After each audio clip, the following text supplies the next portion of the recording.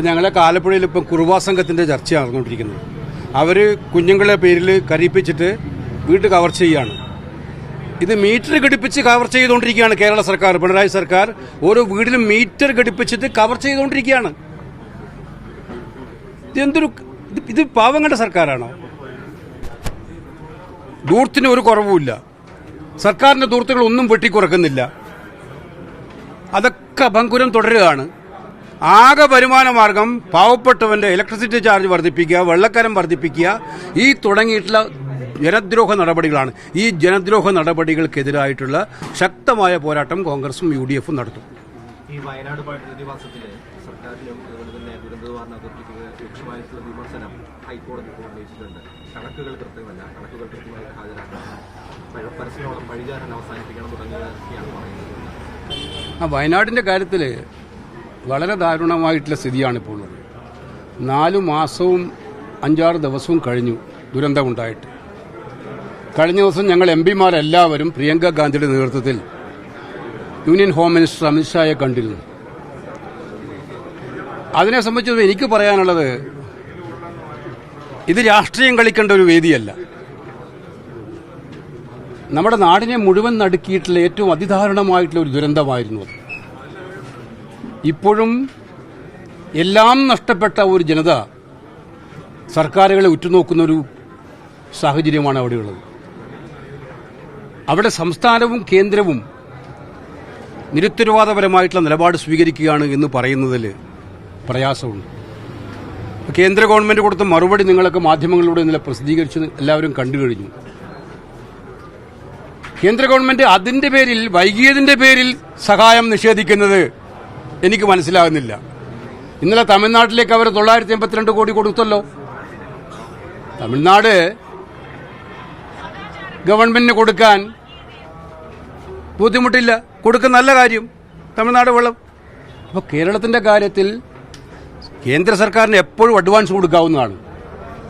വിശദമായ കണക്ക് വരട്ടെ. പ്രധാനമന്ത്രി നേരിട്ട് വന്ന് കണ്ടതാണ്, സെൻട്രൽ ടീം നേരിട്ട് വന്ന് കണ്ടതാണ്.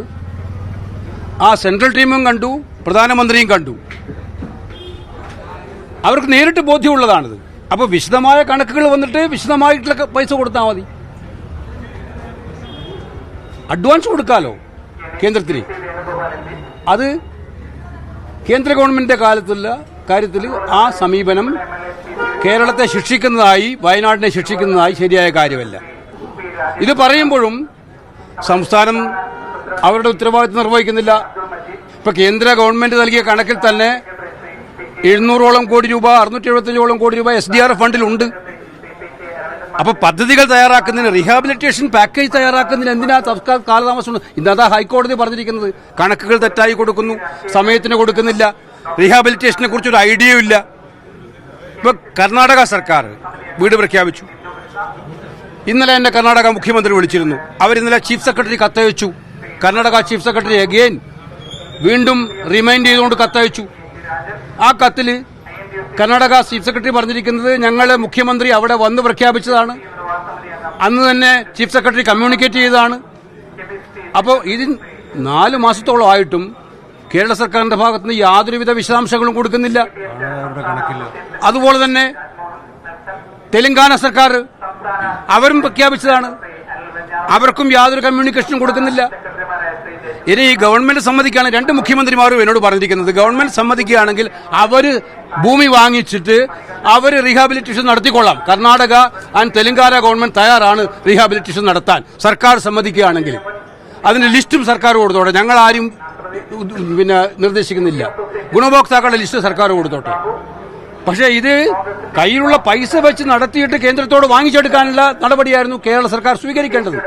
കേന്ദ്രം ചെയ്യുന്നത് തെറ്റായ കാര്യമാണെന്ന് ആവർത്തിച്ചുകൊണ്ട് തന്നെ ആ കാര്യം മാത്രം പറഞ്ഞിട്ട് ഈ ദുരന്തമുഖത്ത് നിന്നും മാറി നിൽക്കാൻ സംസ്ഥാന സർക്കാരിന് കഴിയില്ല. അവർ ചെയ്യേണ്ട കാര്യങ്ങൾ കൃത്യസമയത്ത് ചെയ്യുന്നില്ല എന്നുള്ളതാണ് ഹൈക്കോടതിയുടെ ഗുരുതരമായിട്ടുള്ള വിമർശനം. ഇത് കേരളത്തിലെ ജനങ്ങളുടെ വിമർശനമാണ്. ആ ദുരന്തം കണ്ട് വേദനിക്കുന്ന എല്ലാ ആളുകളുടെയും വിമർശനമാണ്.